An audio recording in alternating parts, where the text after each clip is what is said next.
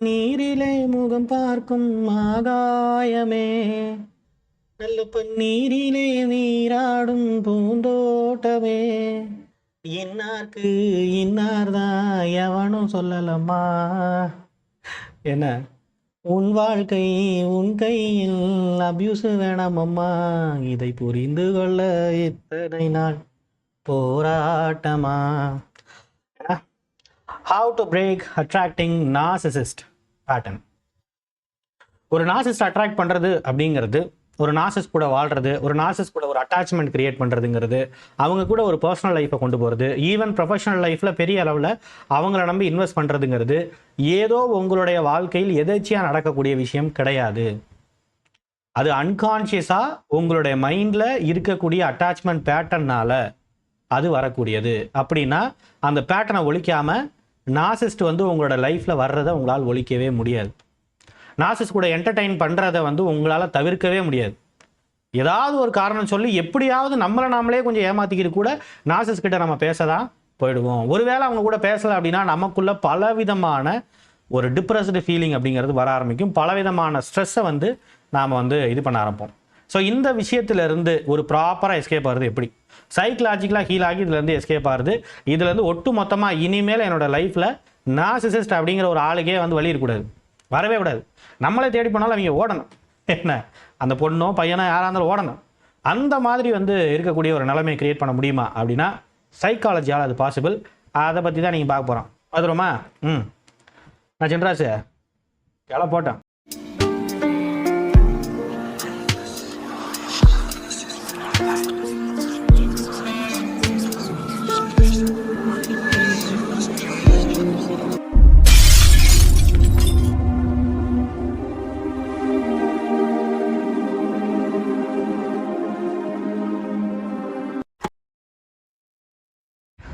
Welcome to the Human Expert Tamil. I am your Rajkumar Pandian, psychologist. பார்த்துருவோமா வாருங்கள்.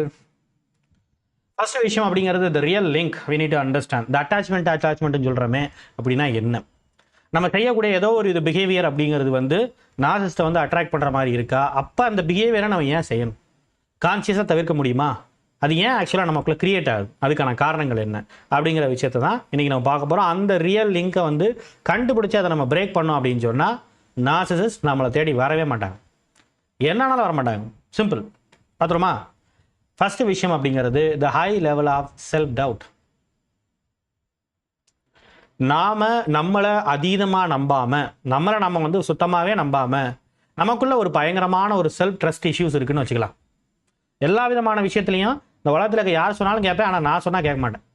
அப்படிப்பட்ட ஒரு self டவுட்டுக்குள்ளே அதிகமாக நம்ம மூழ்கி இருக்கும்போது கண்டிப்பாக நாம் இன்னொருத்தவங்கள டிபெண்ட் பண்ணி போக ஆரம்பிப்போம். டிபெண்டன்சி அப்படிங்கிறது நல்லவர்களுக்கு பிடிக்கவே பிடிக்காது. அப்போ யாரை தேடி நம்ம போவோம்? எல்லாரும் விளைவிக்கிறாங்க அப்படின்னா மிச்சம் இருக்கிறது யார்?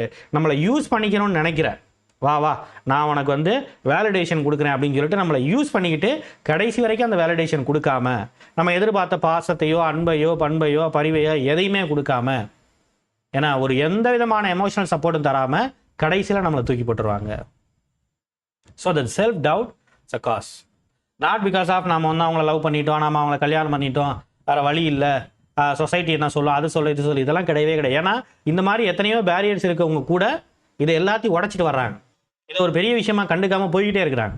அவங்களால எப்படி முடியுது, நம்மளால ஏன் முடியல? அதுக்கான காரணங்கிறது எண்ட் ஆஃப் த டே நமக்குள்ளே இருக்கக்கூடிய செல்ஃப் டவுட். அவங்களுக்கும் நமக்கும் மேஜராக கூடிய டிஃபரெண்ட் என்ன, இந்த செல்ஃப் டவுட். ஏன்னா அவங்களுக்கு அதீதமான செல்ஃப் கான்ஃபிடென்ட் இருக்கும், நல்ல high level of self esteem இருக்கும், நல்ல கான்ஃபிடென்ட்டான ஒரு ஆளாக இருக்கிறாங்க அவங்க. பட் நம்மளால் அது இல்லாமல் இருக்கிறதுனால தான் இந்த ஒரு லிங்க்குங்கிறது பேசிக்காகவே கிரியேட் ஆகுது. ஆமாவா? External trust. இப்போ எனக்குள்ளே அந்த செல்ஃப் டவுட் வந்துருச்சு. இப்போ நான் என்ன பண்ண ஆரம்பிக்கிறேன், எக்ஸ்டர்னல் வேலிடேஷனுக்காக போக ஆரம்பிக்கிறேன். அடுத்தவங்க கிட்ட இருந்து எனக்குள்ளே இருக்கக்கூடிய என்னால் நான் லோ லெவலில் இருக்கேன், இது கோப்ப பண்ண முடியலன்னு சொல்லிட்டு அடுத்தவங்களோட வேலிடேஷனை சீக் பண்ணி அதை வச்சு எனக்குள்ளே இருக்கக்கூடிய பள்ளத்தை அப்படி நிரப்ப பார்க்குறேன். சிம்பிள். இது ஒரு கோப்பிங் மெக்கானிசம். ஒரு நார்சிசிஸ்ட்டை தேடி போகிறது அப்படிங்கிறது இந்த செல்ஃப் டவுட்டில் இருந்து, எனக்கு செல்ஃப் டவுட் இருக்குது, அது எனக்கு ஒரு ப்ரெஷர் கொடுக்குது, அந்த ப்ரெஷர்லேருந்து எஸ்கேப் ஆகணும் அப்படிங்கிறதுக்கான ஒரு விதமான ஒரு கோப்பிங் மெக்கானிசம். அந்த ஸ்ட்ரெஸ்லேருந்து எஸ்கேப் ஆகணும்னா அதை கோப்ப பண்ணுறதுக்கு வெளியில் இருக்கக்கூடிய வேலிடேஷன் தேவைப்படுது இல்லையா? அப்போ தான் ரொம்ப சூப்பராக சட்டென்று வந்தால் சமுத்திரக்கணிங்கிற மாதிரி அழகாக வருவாங்க. நீங்கள் எப்படிப்பட்ட ஒரு ஆள் தெரியுமா? நம்மளை அப்படியே ஸ்பெஷலாக ஃபீல் பண்ண வைப்பாங்க இல்லையா? அந்த ஸ்டார்டிங் ஸ்டேஜில் நம்ம ஐயோ இந்த விஷயத்த சொன்னால் ஏதாவது ஆகிடுமோ, இந்த விஷயத்த சொன்னால் என்ன ஆகிடுமோ அப்படின்னு சொல்லிட்டு நம்ம வந்து கொஞ்சம் பயப்படுவோம் ஆரம்ப காலகட்டத்தில். ஆனால் இவங்களை பொறுத்த வரைக்கும் என்னென்னா, இவங்க கொடுக்கக்கூடிய அந்த ஸ்டார்டிங் ஸ்டேஜில் கூடிய லவ்னால அன்புனால நாம் எல்லாத்தையும் சொல்லுவோம், கொஞ்சம் கொஞ்சமாக சொல்லி பார்ப்போம். அவங்கள பொறுத்த வரைக்கும் அதுக்கு ரியாக்ட் பண்ணவே மாட்டாங்க. ஓகே பரவாயில்ல, இட்ஸ் ஓகேன்னு எல்லாத்தையுமே சொல்லிவிடுவாங்க. ஆரம்ப காலகட்டத்தில் அந்த லவ் பாமிங்கில் உங்களோட எல்லா கண்டிஷனுக்குமே ஏற்றுக்குவாங்க. அவங்க ரொம்ப சிம்பிளாக ஓகேன்றுவாங்க. இப்படிப்பட்ட ஒரு வேலிடேஷன், இப்படிப்பட்ட ஒரு அக்செப்டன்ஸை தான் நான் எதிர்பார்த்துக்கிட்டு இருந்தேன். நமக்கு சரியான ஒரு ஆள் கிடச்சிட்டாங்கன்னு சொல்லிட்டு நம்ம போக ஆரம்பிப்போம். ஸோ இப்படி தான் இந்த எக்ஸ்டர்னல் வேலிடேஷனை கிளைம் பண்ணுற மாதிரி நமக்குள்ளே கூடிய ஸ்ட்ரெஸ்ஸை வந்து கோப்ப பண்ணுறதுக்காக இந்த மாதிரியான ஒரு விஷயத்த நம்மளுடைய மைண்டு பண்ணுது. இப்படி பண்ண இந்த நார்சிசிஸ்ட்டுக்கு வந்து என்ன பண்ண ஆரம்பிக்கும்? அவங்களுக்கு பவர் கூட ஆரம்பிக்கும். ஏன்? நம்மளுடைய லாங்கிங். அவங்கக்கிட்ட இருந்து நமக்கு ஒரு அக்செப்டன்ஸ் வேணுங்கிற அந்த லாங்கிங் இருக்கு பாருங்க, அதுதான் வந்து நம்மளை அகைன் அண்ட் அகைன் இந்த ட்ராப்புக்குள்ளே மாட்ட வைக்குது. Okay, that's very important thing. வேற என்ன? தி கான்ஃபிடென்ஸ் லோ. சிம்பிள். எந்த ஒரு விஷயத்தையும் என்னால் சுயமாக செஞ்சிட முடியாது, அல்லது யார் ஒருத்தவங்க செய்வாங்களோ அவங்க கூட ஒரு நல்ல ஒரு இன்டர் பர்சனல் ரிலேஷன்ஷிப்பை ஒரு கரெக்டாக கொடுத்து வாங்கணும். நான் வந்து இதை கொடுக்குறேன், நான் என்ன கொடுக்குறேன், அவ்வளோதான். இதுக்கு மேலே எந்த எக்ஸ்டர்னல் இன்ஃப்ளூயன்ஸுக்கும் வழி கிடையாது. கரெக்டாக வந்து இருக்கணும். அப்படிங்கிற மாதிரி ஒரு இன்டர் பர்சனல் ரிலேஷன்ஷிப்பை என்னால் என்ன பண்ண முடியாது? நல்லவங்க கிட்ட வளர்த்துக்க முடியாது. அப்போ எனக்கு கான்ஃபிடென்ட்டும் லோ, நல்லவங்க கூட அந்த வச்சுக்கக்கூடிய அந்த இன்டர்பர்சனல் ரிலேஷன்ஷிப்பையும் என்னால் வந்து வச்சுக்க முடியாது. ஏன்னா எனக்குள்ள ரொம்ப வல்னரபிளாக இருக்கிறேன், என்னால் அதெல்லாம் உருவாக்க முடியாது. எனக்கு அப்படின்னா என்னென்ன தெரியாது. ரைட்? அவங்க கான்ட்ரிபியூட் பண்ணுறாங்கன்னா என்னால் கான்ட்ரிபியூட் பண்ணுற அளவுக்கு நான் வந்து கொஞ்சம் கான்ஃபிடென்ட்டான ஆள் இல்லை. ஏன்னா எனக்கு நானே கான்ட்ரிபியூட் பண்ணிக்க முடியாது. எனக்குள்ளேயே 1000 டவுட்ஸ் இருக்குது, 1000 பிரச்சனைகள் இருக்குது.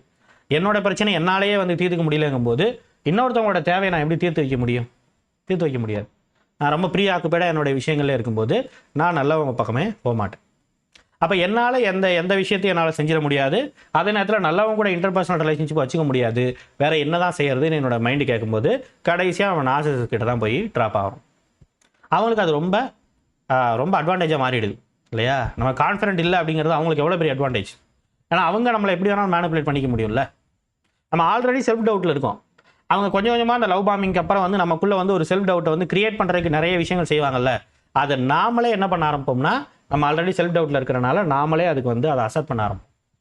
ஆமாம், நான் அப்படிப்பட்ட ஒரு ஆள் தான், நீ ஒரு சோம்பேறி, உனக்கு எதுவும் தெரியாது, நீ ஒரு வேஸ்ட், நீ இந்த சொசைட்டிலே வாழ்கிற தகுதி இல்லாத ஒரு ஆள், இப்படிலாம் சொல்லும் போது நமக்குள்ளேயே வந்து அந்த ஒரு விஷயங்கள் அப்படிங்கிறது, ஆமாம் இவ்வளோ நாள் நான் அதான் நினச்சிக்கிட்டு இருந்தேன், எனக்குள்ள அந்த மாதிரி செல்ஃப் டவுட் இருக்குல்ல, அவங்க கரெக்டாக தான் சொல்கிறாங்க அப்படின்னு சொல்லிட்டு அந்த ஒரு மேனுப்புலேஷனை நான் இன்டர்னலைஸ் பண்ணி அது மூலமாக எனக்கு நானே வந்து ஒரு ஹார்ம் பண்ணிக்க ஆரம்பிப்பேன். ஸோ இந்த கான்ஃபிடன்ஸ் இல்லாததுனால இந்த மாதிரியான விஷயங்கள் நடக்குது பாருங்க. அந்த டிபெண்டன்சி ரைஸ். எனக்கு செல்ஃப் டவுட் இல்லை, எக்ஸ்டர்னல் உடைய வேலிடேஷனுக்காக தான் எப்பயுமே வந்து நான் அலைஞ்சிக்கிட்டு இருக்கிறேன், எனக்கு எந்த விதமான கான்ஃபிடென்ட் இல்லை. இப்போ நான் என்ன பண்ண ஆரம்பிக்கிறேன், வேறு வழி இல்லை, மற்றவங்களை டிபெண்ட் பண்ணி தான் இருக்க ஆரம்பிப்பேன். எக்ஸ்டர்னல் டிபெண்டன்சியை தான் நான் சீக் பண்ண ஆரம்பிக்கிறேன். ஓகே, அப்போ இதை எப்படி நான் பிரேக் பண்ண வேண்டியது இருக்குது? இந்த ட்ரஸ்ட் ஷிஃப்ட்.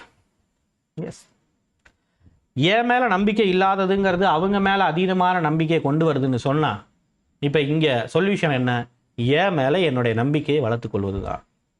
வெரி சிம்பிள், ரொம்ப சிம்பிளாக இதை புரிஞ்சுக்கலாம். ஆமாவா? என்னது இந்த ஃபஸ்ட்டு விஷயங்கிறது, என்னுடைய செல்ஃப் கான்ஃபிடென்ட்டுங்கிறது க்ரோ ஆகும்போது, எப்படி செல்ஃப் கான்ஃபிடென்ட் க்ரோ ஆகும்? நானாக வந்து ஒரு நோட்டில் உட்காந்து ஒரு 100 தடவை 200 தடவை 10 20 தடவை எழுதுறதுக்கே நம்மளால் முடியலப்பா, இருந்தாலும் உட்காந்து எழுதுவான்னு சொல்லிட்டு எழுத இல்லை நான் வந்து ஒரு பேஜ் எடுத்து டைப் பண்ணி I have a good confident, I have a lot of கான்ஃபிடென்ட்டை 10 தடவை எழுதுனா அப்படியே வந்து உங்களுக்குள்ள கான்ஃபிடென்ட் வந்துடுமா? கிடையாது. we need to understand one thing. நம்மளுடைய மைண்டு நம்மளை வந்து வேலிடேட் பண்ணுறதுக்கு ரெடியாக இருக்குது. மைண்டு எந்த விஷயத்தை செஞ்சால் நமக்குள்ள கான்ஃபிடென்ட் வருமோ, அந்த கான்ஃபிடென்ட்டை வேலிடேட் பண்ணுமோ அந்த விஷயத்தை நம்ம செய்யணும். அப்படின்னா என்ன அர்த்தம்? நமக்கு எது கான்ஃபிடென்ட்டாக ஃபீல் ஆகுமோ, எந்த விஷயம் செய்யும் போது எனக்கு கான்ஃபிடென்ட்டாக ஃபீல் ஆகுமோ, எந்த விஷயத்தை நான் ரொம்ப நாளாக செய்யணும்னு நினச்சிக்கிட்டு இருக்கணும், எந்த விஷயத்தை செய்யும் போது இந்த உலகமே என்னை வெறுத்தாலும் கூட என்னையே நான் மதிப்பேன், இந்த விஷயத்தை நான் செஞ்சுருக்கிறேன், இவ்வளவு சூப்பரான ஒரு விஷயத்தை செஞ்சுருக்கேன்னு என்னையவே நான் மதிக்கிறதுக்கு எந்த ஒரு விஷயம் அப்படிங்கிறது ஹெல்ப் பண்ணுமோ, அந்த பிஹேவியரை என்னோட லைஃப்பில் இன்க்ளூட் பண்ணும்போது எனக்குள்ளே இருக்கக்கூடிய செல்ஃப் கான்ஃபிடென்ட் ஆட்டோமேட்டிக்காக க்ரோ ஆகும். சிம்பிள். ரைட். அப்படி செல்ஃப் கான்ஃபிடென்ட்ங்கிறது க்ரோ ஆகுதுன்னு சொன்னால் அடுத்தவங்க மேலே இருக்கக்கூடிய டவுட் அப்படிங்கிறது என்ன ஆகும்? அப்படியே வந்து அது ரேஷனலைஸ் ஆக ஆரம்பிக்கும். அது அப்படியே வந்து மறைய ஆரம்பிக்கும். அது அப்படியே சரியாக ஆரம்பிக்கும் ஆக்சுவலாக, இல்லையா? ரேஷனலைஸ்னால் எப்படி? இது எது எந்தெந்த விஷயங்களுக்கு ஆகிறத நம்மளால் பிரித்து பார்க்க முடியும் ரொம்ப கரெக்டாக. யார் நல்லவங்க, யார் கெட்டவங்க, யார் எப்படிப்பட்டவங்க அப்படிங்கிற உண்மைங்கிறது எனக்கு தெரிய வரும். எனக்குள்ள இந்த பலவிதமான செல்ஃப் டவுட் மாதிரியான இருக்கக்கூடிய பலவிதமான இன்னர் கான்ஃப்ளிக்ட்டுங்கிறது எனக்குள்ள ஒரு லேயர் மாதிரி படிஞ்சு எல்லாரும் கரெக்டு தான், நான் மட்டும் தான் தப்பு அப்படிங்கிற மாதிரி வந்து ஒரு கன்ஃபியூஸ்டு மைண்ட் செட்லேயே என்னை வச்சிருக்கிறனால யாரையுமே என்னால் வந்து என்ன பண்ண முடியல, வேலிடேட் பண்ணவே முடியல. இவங்க நல்லவங்களா, இவங்க கெட்டவங்களா, இவங்க அப்படியா இப்படியான்ட்டு யாரையுமே என்னால் அனலைஸ் பண்ண முடியல. அப்படி அனலைஸ் பண்ண முடியாமல் நான் கன்ஃபியூஸ்டாக இருக்கும்போது ஏன்னா நல்லவங்க வருவாங்க, சில அட்வைஸ் சொல்லி பார்ப்பாங்க, நம்ம திருந்துவோமான்னு பார்ப்பாங்க. நம்மளாலாம் அவங்க சொல்லி திருந்துற அளவுக்குலாம் நம்ம ஒன்றும் அந்த அளவுக்குலாம் கிடையாது. நம்ம இன்னும் கீழே இருக்கிறோம் ஆக்சுவலாக. நம்ம ரொம்ப அடியில் மாட்டிக்கிட்டு இருக்கிறோம். அப்போ அவங்க போயிடுவாங்க, கெட்டவங்க தான் மிஞ்சுவாங்க. So this is what the doubt on others அப்படிங்கிற ஒரு விஷயம். எப்பயுமே அடுத்தவங்க மேலே, நல்லவங்க மேலேயே டவுட் வச்சுக்கிற விஷயங்கள் அப்படிங்கிறதெல்லாம் குறைய ஆரம்பிக்கும். நல்லவங்க யார் கெட்டவங்க யாருங்கிறத பார்க்க ஆரம்பித்து நல்லவங்க மேலே கான்ஃபிடென்ட்டுங்கிறது அதிகமாகும். அவங்களோட பிஹேவியரை வச்சு அவங்க நான் வேலிடேட் பண்ண ஆரம்பிப்பேன். நல்லா யோசிச்சு பாருங்கள். ஒரு நார்சிஸ்ட்டை என்னைக்காவது நான் வந்து அவங்க லவ் பாம்பிங்லாம் பண்ணிகிட்டு இருக்கும்போது, பல விதமான விஷயங்கள் இந்த ரிலேஷன்ஷிப்பில் வர்றதுக்கு அவங்க ரெடி ஆகிட்டு இருக்கும்போது, என்னைக்காவது ஒரு தடவை அவங்களுடைய பிஹேவியரை அவங்க சொல்கிறத தாண்டி நான் இப்படி பண்ணுவேன், அப்படி பண்ணுவேன், அப்படிப்பட்ட ஆள் இப்படிப்பட்ட ஆள் இதெல்லாம் தாண்டி அவங்க உண்மையிலே எப்படிப்பட்டவங்கிறத நான் அனலைஸ் பண்ணியிருப்பேனா? என்னை எது அனலைஸ் பண்ண விடலை? என்னோட செல்ஃப் டவுட். இந்த செல்ஃப் டவுட் அப்படிங்கிறது அந்த டிபெண்டன்சிக்காக அந்த லாங்கிங் அப்படிங்கிறது இருக்கு பாருங்க, அது என்னுடைய கண்ணை ஒட்டுமொத்தமாக மறைச்சிருது. அப்போ அவங்களோட பிஹேவியரை நான் அனலைஸ் பண்ண முடியல. நான் ஒட்டுமொத்தமாக என்ன பண்ணிடுறேன், அவங்களுக்கு சரண்டர் ஆனதுக்கு அப்புறம் தான் தெரியுது அவங்களுடைய பிஹேவியர் எந்த அளவுக்கு ஹார்ம்ஃபுல்லாக இருக்குது, எந்த அளவுக்கு வயலன்ஸாக இருக்குன்னு சொல்லிட்டு. Right, that's how. அப்போது அவங்களுடைய பிஹேவியரை பார்த்து ஒவ்வொருத்தவங்களுடைய எல்லாத்தோட பிஹேவியரையும் பார்த்து அவங்கள கரெக்டாக இட போட்டு அவங்களுக்கு டிசர்வான பிளேஸை என்னோடய லைஃப்பில் அவங்களுக்கு கொடுக்கறதுக்கு நான் என்ன பண்ண ஆரம்பிப்பேன், ட்ரை பண்ண ஆரம்பிப்பேன். when I grow my self confidence. ஆமாவா? that's how when I raise my self confidence. என்ன? So this is how the doubt on others அப்படிங்கிற விஷயங்கிறது இப்படி வந்து அது மாற ஆரம்பிக்குது. உண்மையிலேயே ஒரு நார்சிசிஸ்ட்டை வந்து உங்களால் ஒரு 2-3 பிஹேவியரை வச்சே வந்து இவங்க நமக்கு ஒரு த்ரெட்டான ஒரு ஆள் தான், இவங்க ஒன்றும் சரிப்படுற மாதிரியான ஒரு ஆள் இல்லை அப்படிங்கிறத உங்களால் புரிஞ்சிக்க முடியும். செல்ஃப் கான்ஃபிடென்ட் இருக்கும்போது அந்த எமோஷனல் கிளாரிட்டிங்கிறது ஆட்டோமேட்டிக்காக எனக்குள்ளே வரும். Right, that's a matter. And pattern awareness. What is a pattern awareness? Yep. We need to understand about the pattern awareness. Pattern awareness அப்படிங்கிறது நல்லா நம்ம யோசிச்சு பார்த்தோம்னா நம்மளோட லைஃப்பில் ஓகே நான் எந்த மாதிரியான ஒரு பேட்டர்னை ஃபாலோ பண்ணிட்டு இருக்கேன். ஒரு நார்சிஸ்ட்டை நான் சூஸ் பண்ணுறேன், அது ஒரு பேட்டர்ன். ஓகே, மற்றபடி என்னோட லைஃப்னுடைய நீட்ஸ்லாம் இருக்குல்ல, அந்தந்த நேரங்களில் அந்தந்த காலகட்டத்தில் என்னோட லைஃப் நீட்ஸ்லாம் வந்துகிட்டே இருக்கும்ல, அதெல்லாம் ஃபுல்ஃபில் பண்ணுற அளவுக்கு உண்மையிலே நான் கெப்பாசிட்டியான ஆள் தானா, நான் உண்மையிலே அதெல்லாம் ஃபுல்ஃபில் பண்ணுறேன்னா, இது வரைக்கும் நான் கடந்து வந்த பாதைகளை பார்க்கும்போது நார்சிஸ்ட்டை தாண்டியே நான் யோசிச்சு பார்க்குறேன். ஓகே, உண்மையிலேயே என்னோட லைஃப் நீட்ஸ் அந்தந்த நேரங்களில் அந்தந்த விஷயங்களை வந்து ஃபுல்ஃபில் பண்ண முடிஞ்சா அப்படின்னு பார்க்கும்போது கண்டிப்பாக முடிந்திருக்காது. எனக்குள்ளே இருக்கக்கூடிய இந்த low level of self esteem அப்படிங்கிறது, என்னென்னானே நினைக்கக்கூடிய அந்த ஒரு குறைந்த ஒரு மதிப்பீடு அப்படிங்கிறது என்ன பண்ண ஆரம்பிச்சிருக்கோம் அப்படின்னு சொன்னால் எந்த விதமான ரிசல்ட்டையும் நமக்கு கொடுத்துருக்காது. அதனால் ரிசல்ட்டு கொடுக்குற அளவுக்கு ஒரு ஆக்டிவான ஒரு பார்ட்டிசிபெண்ட்டாக இந்த லைஃப்பில் என்னால் இருந்திருக்கவே முடியாது. அப்படிப்பட்ட ஒரு வேல்யூபிள் கான்ட்ரிபியூட்டராக நான் இருந்திருக்கவே முடியாது, இப்போயும் இல்லை.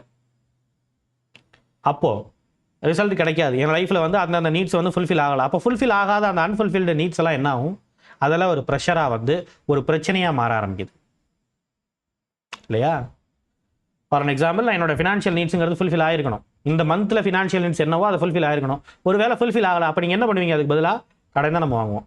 அப்போ அது என்னவா மாறுது, தேவைங்கிறது பிரச்சனையாக மாறுது. இப்போ இந்த பிரச்சனை எனக்கு ப்ரெஷரை கொடுக்குது. இந்த ப்ரெஷரை கோப்ப பண்ணுறதுக்காக நான் 2 விதமான பேட்டர்னுக்குள்ளே போக ஆரம்பிக்கிறேன்.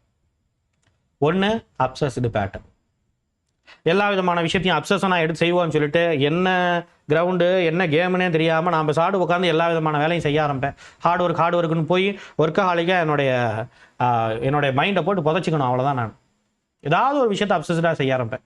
இல்லை நான் ட்ராவல் பண்ணுறேன்னு சம்மந்தமே இல்லாத விஷயங்களுக்காக நம்ம செலவு பண்ணி பலவிதமான விஷயங்களை இது பண்ணி கடைசியில் பேங்க்ரப்ட் ஆகிற அளவுக்கு நான் போக ஆரம்பிப்பேன் அப்சஸ்டாக.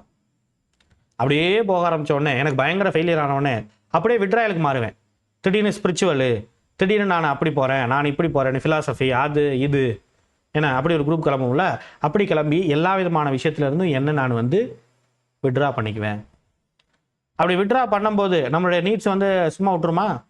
நம்மளோட நீட்ஸ் எல்லாம் கண்காணிச்சிக்கிட்டு இதை பண்ணுறானா இல்லையா, இவன் பண்ணலன்னா இவன் பண்ணலன்னா லோ செல்ஃப் எஸ்டீம், பண்ணானா நான் குட் செல்ஃப் எஸ்டீம் அப்படின்னு கால்குலேட் பண்ணிக்கிட்டு இருக்கிற என்னோட மைண்டுக்கிட்ட இருந்து நான் எஸ்கேப் ஆக முடியுமா?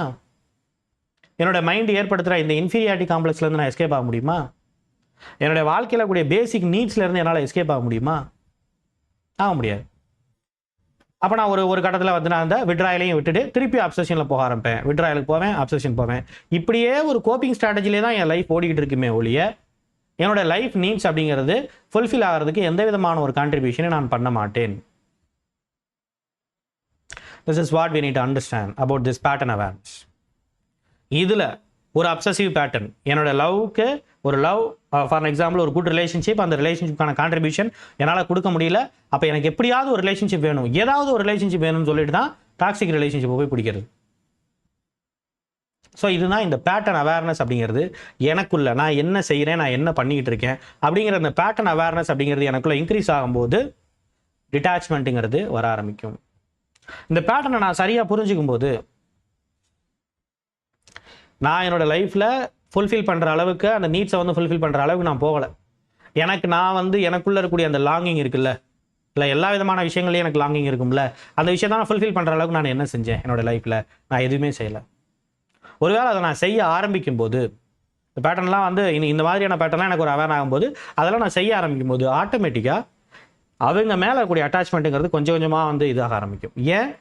நான் வல்னரபிளாக இருக்கிறதுனால இந்த insecure attachment with a narcissist அந்த விஷயம் அப்படிங்கிறது இன்றைக்கி நான் என்னை ஸ்ட்ராங்காக ஆட்டோமேட்டிக்காக அந்த டிபெண்டன்சிங்கிறது குறைய ஆரம்பித்து அந்த அட்டாச்மெண்ட் அப்படிங்கிறது போக ஆரம்பிக்கும். ஏன்னா இது லவ்னாலேயோ இல்லையா, அவங்க மேலே பரிதாபத்தினாலேயோ இல்லை அவங்க நம்ம மேலே பரிதாபப்படனாலேயோ இந்த மாதிரி எந்த விதமான விஷயத்தினாலையும் இது வர கிடையாது. உண்மையிலே இது லவ்னால வந்துச்சா? ஒருவேளை லவ்வை பேஸ் பண்ணி தான் வந்திருக்கு அப்படின்னு சொன்னால் அவங்க மேனிப்புலேட் பண்ணும்போது அவங்க மென்டாலிட்டி எதுங்கிறது நமக்கு தெரியும் போது ஆட்டோமேட்டிக்காக நான் தூக்கி போட்டு போயிருப்பேன். ஆமாவா இல்லையா? ஆக்சுவலாக லவ்வை பேஸ் பண்ணி வந்தால் அதான் நடந்திருக்கும் இல்லையே. அவங்களோட ரியாலிட்டி எனக்கு தெரிய வந்ததுக்கு அப்புறமும் நான் இப்பயும் ஏதாவது ஒரு காரணம் சொல்லிட்டு அவங்க கூட தானே நான் இருக்க பார்க்குறேன்.